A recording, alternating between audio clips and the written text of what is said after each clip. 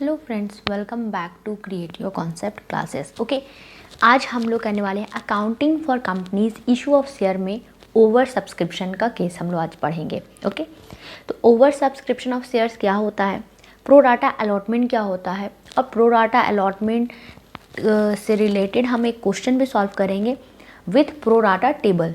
Okay, pro rata table भी हम इसी वीडियो में सीखेंगे। तो चलिए स्टार्ट करते हैं।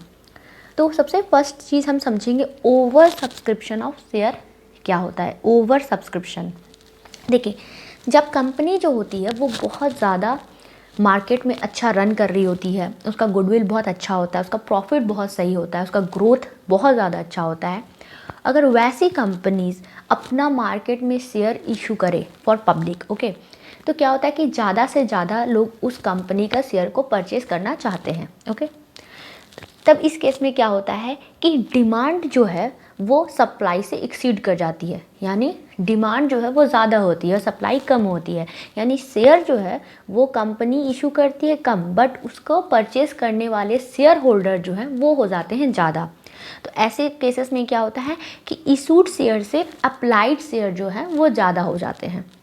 अब यहाँ देखते हैं, यहाँ पे एक एग्जांपल है कि सपोज दैट कंपनी ने 1000 शेयर्स इशू किया मार्केट में, और शेयर होल्डर्स ने कितने शेयर्स के लिए अप्लाई कर दिया, 3000 शेयर्स के लिए।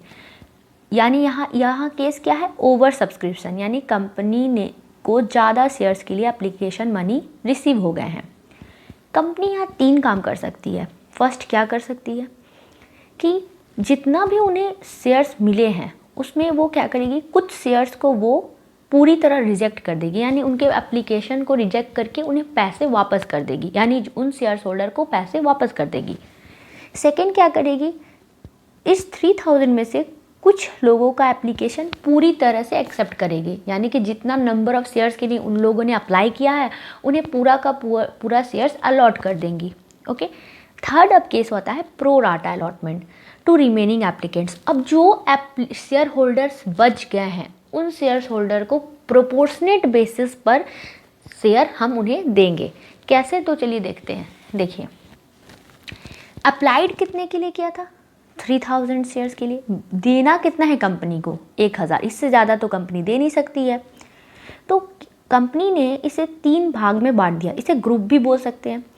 फर्स्ट उन लोगों का ग्रुप है जिन्हें कंपनी ने रिजेक्ट कर दिया। ओके, कंपनी ने 500 शेयर होल्डर्स जो थे उनको पैसे वापस कर दिए। जो 500 शेयर्स, जो दूसरे कैटेगरी के 500 शेयर्स है, उन्हें पूरा का पूरा शेयर दे दिया, यानी कि उन्होंने अप्लाई किया था 500 शेयर्स के लिए, उन्हें मिल भी गया पूरा 500 शेयर्स। अब बचे कितना, 2000।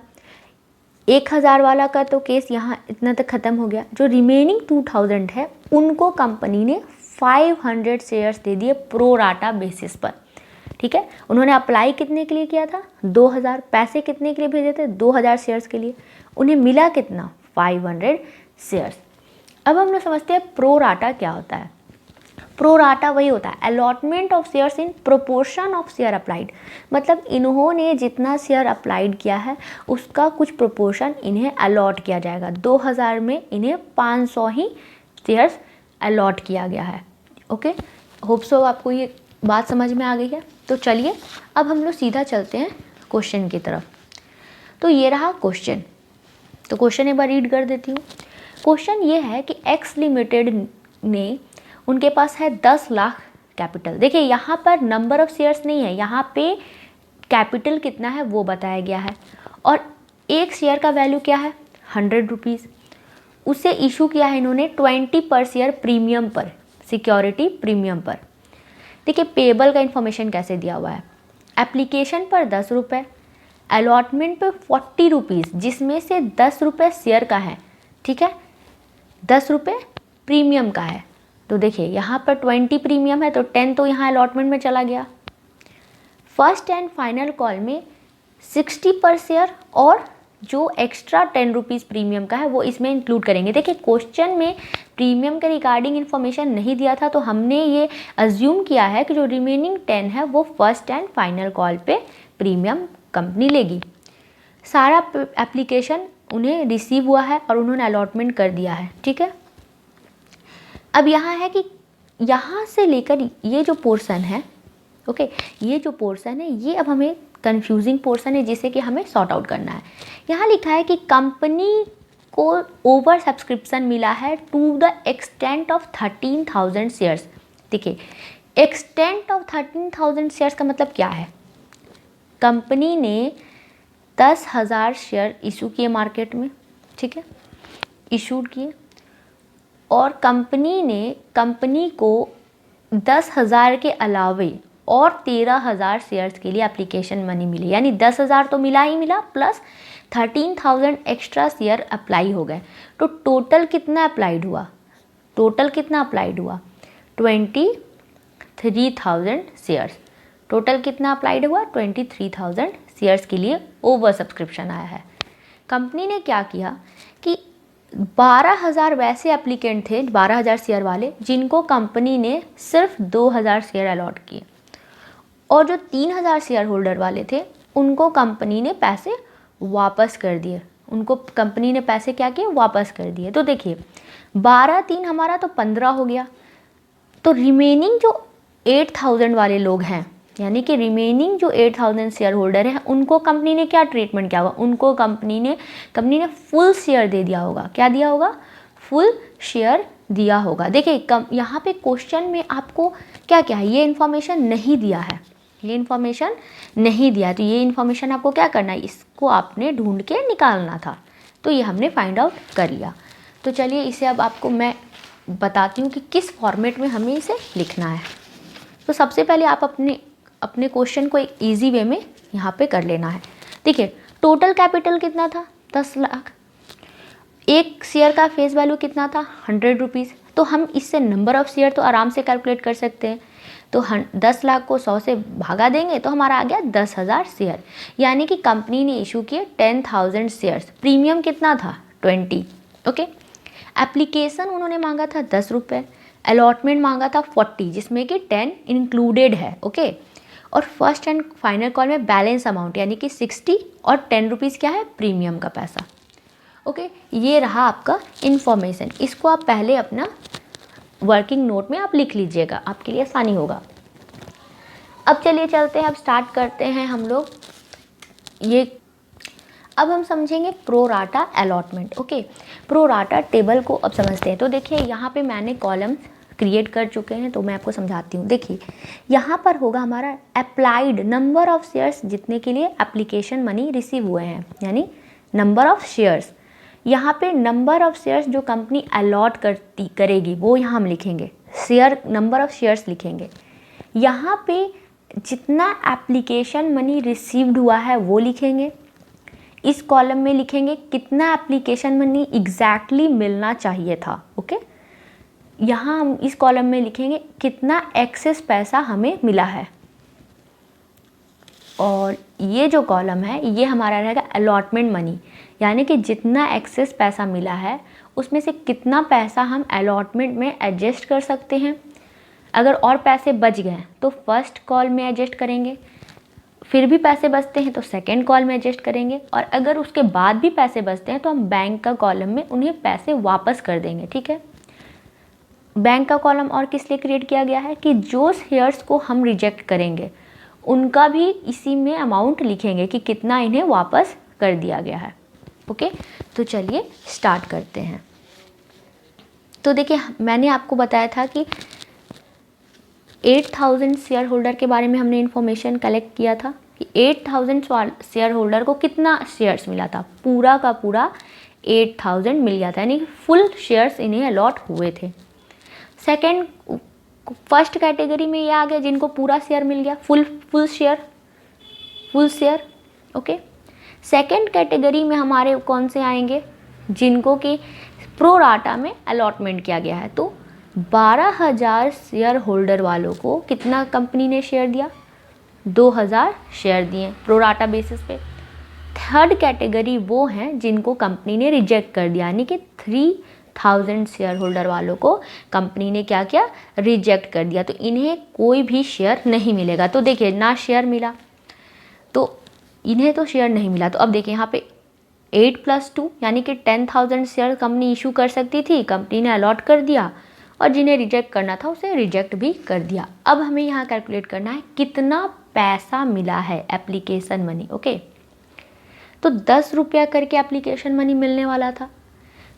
8000 इंटू 10, यहाँ पर फर्स्ट कैटेगरी वाले शेयर होल्डर ने 80,000 रुपये भेजे। ओके, सेकेंड कैटेगरी वाले कितना भेजे? 1,20,000। थर्ड कैटेगरी वाले कितना भेजे होंगे? 30,000 शेयर्स भेजे। ओके, कितना एग्जैक्टली एप्लीकेशन मनी आना चाहिए था? तो यहाँ से हम देखिए, ये वाला जो कॉलम है इस कॉलम से रिलेट कर रहा है, और जो ये कॉलम है ये ड्यू कॉलम से रिलेट करेगा। ओके, 8,000 वालों को कितना एग्जैक्टली एप्लीकेशन मनी आना चाहिए था? तो 80,000 एप्लीकेशन मनी आना चाहिए था। और 2,000 शेयर होल्डर वालों को कितना देना चाहिए था? तो उन्हें देना चाहिए था 20,000 शेयर्स, मतलब 20,000 रुपीज़। देखिए यहाँ पे ये है रुपीज़ है। ओके, और यहाँ तो कोई ड्यू का बात ही नहीं है, इनका तो कोई भी ड्यू नहीं होना चाहिए था क्योंकि इनको तो रिजेक्ट कर दिया है कंपनी ने। तो देखो कंपनी एग्जैक्टली अब इन्होंने तो फुल देखिए, इन्होंने दिया है 80,000 और एग्जैक्टली इनको ड्यू भी इनका हुआ था 80,000, ठीक है, इन शेयर होल्डर वालों का। लेकिन सेकंड कैटेगरी का प्रोराटा अलॉटमेंट हुआ था, तो इसमें क्या हुआ है कि उन्हें सिर्फ 2,000 शेयर मिले हैं और उन्होंने अप्लाई किया था 12,000 शेयर्स के लिए। तो अगर वो 2,000 शेयर्स के लिए अप्लाई करते तब उन्हें कितना पैसा देना होता? 20,000। बट उन्होंने ज़्यादा शेयर के लिए अप्लाई किया था तो उन्होंने पैसे कितना भेजे? 1,20,000 ज़्यादा भेज दिए हैं, यानी कि एक्सेस हो गया है। अब देखिए यहाँ पे जितना ड्यू था उतना रिसीव हो गया है, तो एक्सेस यहाँ कुछ भी नहीं है, तो इनका कोई भी एडजस्टमेंट नहीं होगा। ठीक है, अब आते हैं थर्ड कैटेगरी में। थर्ड कैटेगरी वालों ने पैसा दिया 30,000, तो इनका अलॉटमेंट से कोई लेना देना नहीं, फर्स्ट कॉल से कोई लेना देना नहीं, सेकंड कॉल से कोई लेना देना नहीं। हाँ, इनका पूरा का पूरा पैसा रिफंड हो जाएगा, 30,000 इन्हें बैंक पैसे वापस कर दिए जाएंगे। ओके, अब आते हैं सेकंड कैटेगरी, जिन्हें प्रोराटा अलॉटमेंट जिनके लिए किया गया, यही सबसे मेन कैटेगरीज है। ठीक है, अब यहाँ एक्सेस कितना पैसा है? तो रिसीव्ड में से ड्यू माइनस कर देंगे। ठीक है, तो कितना एक्सेस हो गया? 1,00,000। 1,00,000 कैसे आया ये तो आप निकाल ही सकते हैं। 1,20,000 में से 20,000 माइनस हो गया, सिंपल। अब यहाँ पर हमें थोड़ा सा कैलकुलेशन करने की ज़रूरत है कि अब इस 1,00,000 में से अलॉटमेंट में कितना पैसा जाएगा, फर्स्ट कॉल में कितना पैसा जाएगा। ठीक है, तो देखिए अब कंपनी जो है अगर 2,000 शेयर होल्डर से अगर पैसे मांगती अलॉटमेंट के लिए तो कितना मांगती? तो 2,000 शेयर में अलॉटमेंट का वैल्यू कितना था? 40। तो कंपनी कितना इनसे पैसे मांगती? इनसे मांगती 80,000 रुपीज़। कितना मांगती? अलॉटमेंट के टाइम इनसे कितना मांगती? 80,000 रुपीज़। अब इन्होंने तो 1,00,000 एक्स्ट्रा दिया हुआ है ना, तो क्या करेगी कंपनी कि इसी पैसे में से 80,000 को एडजस्ट कर देगी, यानी अलॉटमेंट में भेज देगी। इनसे दोबारा पैसे नहीं मांगेगी। क्यों मांगेगी? ऑब्वियस इनका पैसा तो ऑलरेडी कंपनी के पास रखा हुआ है, तो कंपनी इसी 1,00,000 में से 80,000 को एडजस्ट कर लेगी। तो कंपनी अलॉटमेंट में इस 80,000 को एडजस्ट कर लेगी। अब 1,00,000 में से 80,000 एडजस्ट कर ली, बचा कितना बचा? 20,000 रुपये। कितना बचा? 20,000 रुपये। तो कंपनी क्या करेगी, इसे फर्स्ट कॉल में या फर्स्ट एंड फाइनल कॉल, जो भी लास्ट कॉल होगा उसमें एडजस्ट करेगी। तो यहाँ पे फर्स्ट एंड फाइनल कॉल एक ही अकाउंट ओपन हुआ है, तो कंपनी क्या करेगी कि 20,000 कॉल्स में एडजस्ट कर देगी। ठीक है, कॉल्स में एडजस्ट कर देगी। तो अब 20,000 एडजस्ट कर दिए हैं कंपनी ने। तो देखिए यहाँ पर कंपनी ने जब कॉल्स में एडजस्ट किया है पैसे, तो कंपनी को अब एक कॉल्स इन एडवांस का अकाउंट भी ओपन करना पड़ेगा। ठीक है, क्योंकि अलॉटमेंट तक कोई भी अकाउंट ओपन करने की ज़रूरत नहीं है, लेकिन जहाँ कॉल्स पे पैसे एडजस्ट होंगे तो वहाँ पे कॉल्स इन एडवांस पे पैसे अकाउंट ओपन उनको करना नेसेसरी हो जाएगा। अब यहाँ से आप इजीली कैलकुलेट भी कर सकते हैं। देखिए टोटल एप्लीकेशन मनी कितना मिला है, तो 2,30,000। ओके, यहाँ टोटल ड्यू मनी कितना होना चाहिए? 1 लाख, तो ये चला जाएगा एप्लीकेशन मनी में, ठीक है। यहाँ अलॉटमेंट में चला जाएगा 80,000, और यहाँ कॉल्स इन एडवांस में चला जाएगा 20,000, और यहाँ बैंक से जब हम पैसे वापस करेंगे यानी रिटर्न करेंगे तो हमारा चला जाएगा 30,000। ये हम कर सकते हैं यहाँ पे टोटल हमने इजी वे में यहाँ पे कर लिया है। ओके, होप सो कि आपको ये प्रोराटा का टेबल समझ में आ गया है। तो अब चलिए करते हैं हम लोग जर्नल एंट्री पास।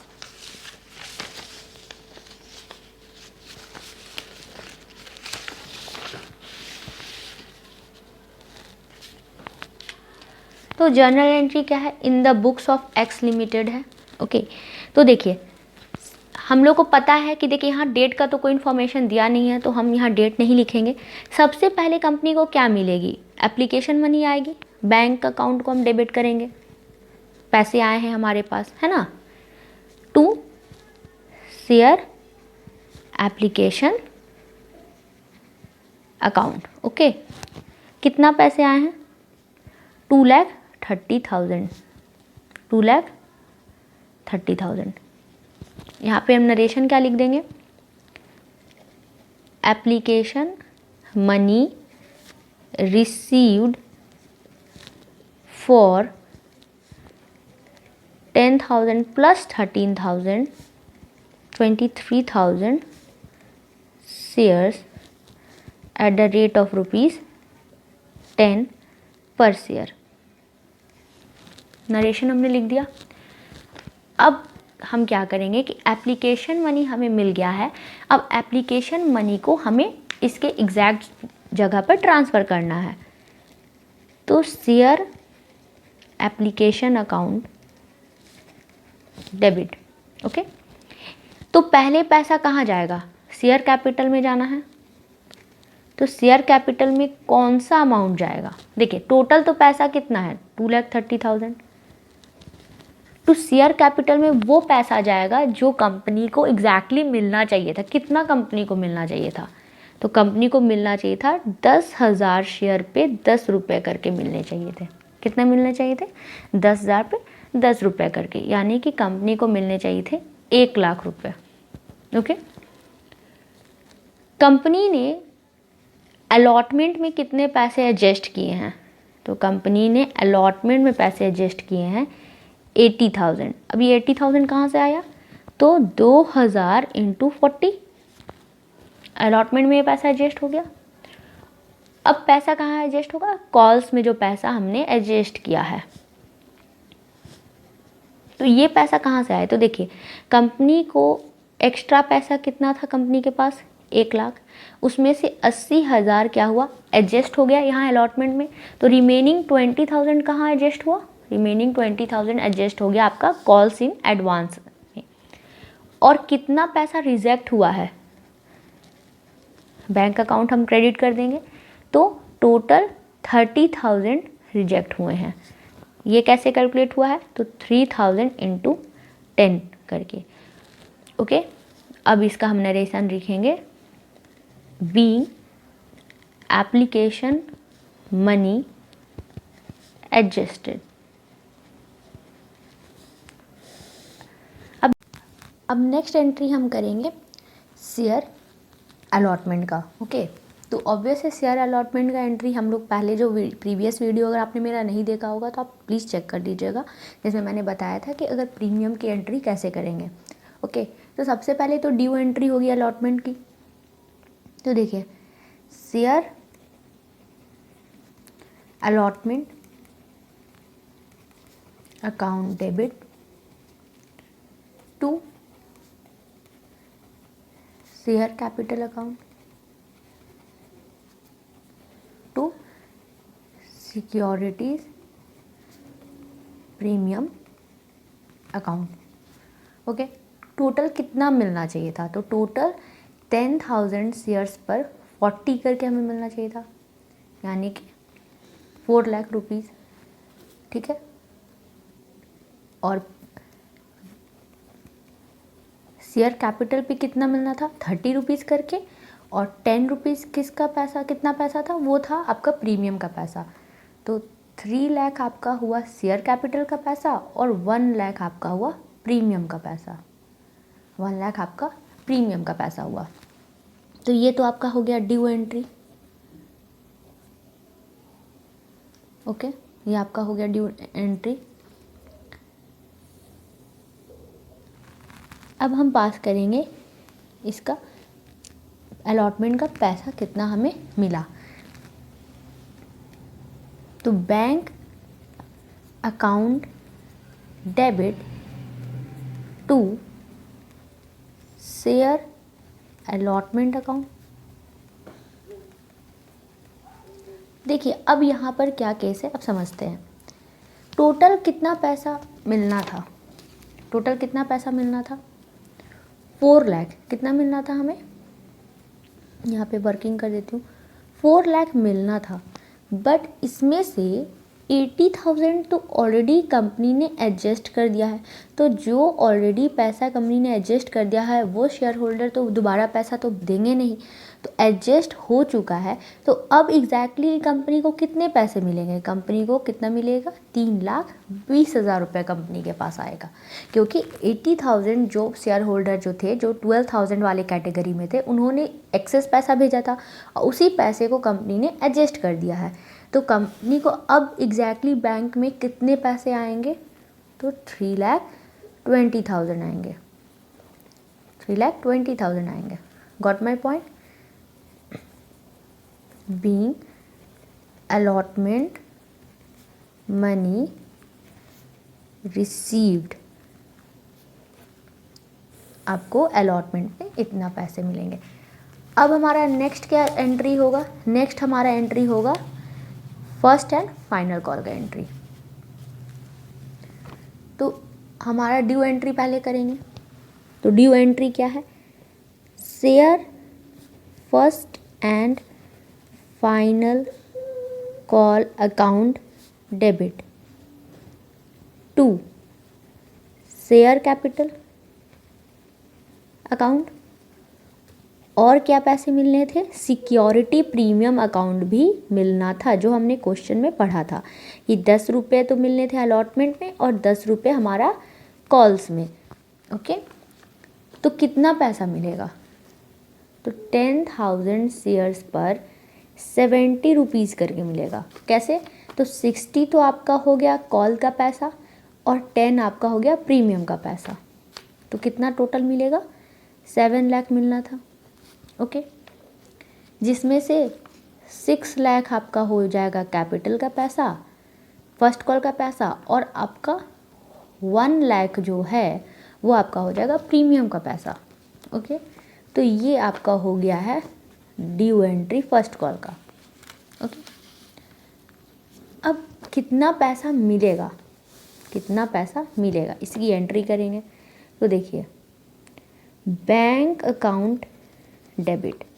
ओके, अब आपको अगर याद हो तो हम लोगों ने यहाँ पे जो एंट्री किया था, यहाँ पर हमने कॉल्स इन एडवांस का एक अकाउंट ओपन किया था। ये कॉल्स इन एडवांस किसके लिए था, फर्स्ट कॉल के लिए हमने 20,000 जो एडजस्ट किया था उसका था। तो अब इसको कैंसिल करना पड़ेगा, है ना, इस पैसे को हमें एडजस्ट करना है ना।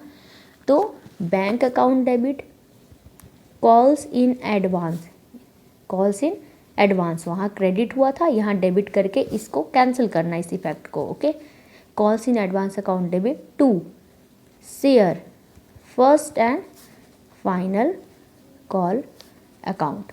ओके, तो बैंक में कितना पैसा आएगा, देखिए टोटल कितना मिलना था, 7 लाख रुपीज़। 20,000 तो एडजस्ट हो गया कॉल्स इन एडवांस का, तो कितना बचा, तो 6,80,000 रुपये आपको बैंक में पैसा आएगा फर्स्ट एंड फाइनल कॉल से रिलेटेड। तो हमारा नरेशन क्या लिखेंगे, being call money received. Okay, तो ये रहा हमारा journal entry with pro rata table. Okay, तो ये एक बहुत ही सिंपल क्वेश्चन है, इसमें कॉल्स इन एरियर नहीं है, कॉल्स इन एडवांस नहीं है, मतलब एक छोटा सा है बट कॉल्स इन एरियर नहीं है। ठीक है, तो अब हम लोग जो नेक्स्ट क्वेश्चन करेंगे प्रोराटा का, वो हम लोग करेंगे थोड़ा इससे डिफ़िकल्ट लेवल का, ठीक है। मैं और 2-3 क्वेश्चन ऐसे आपको सॉल्व करके बताऊंगी जिसमें कि डिफ़िकल्टी लेवल थोड़ा सा ज़्यादा होगा, थोड़ा सा ज़्यादा आपको दिमाग लगाना पड़ेगा। ओके, तो नेक्स्ट वीडियो में आपसे फिर मुलाकात होगी।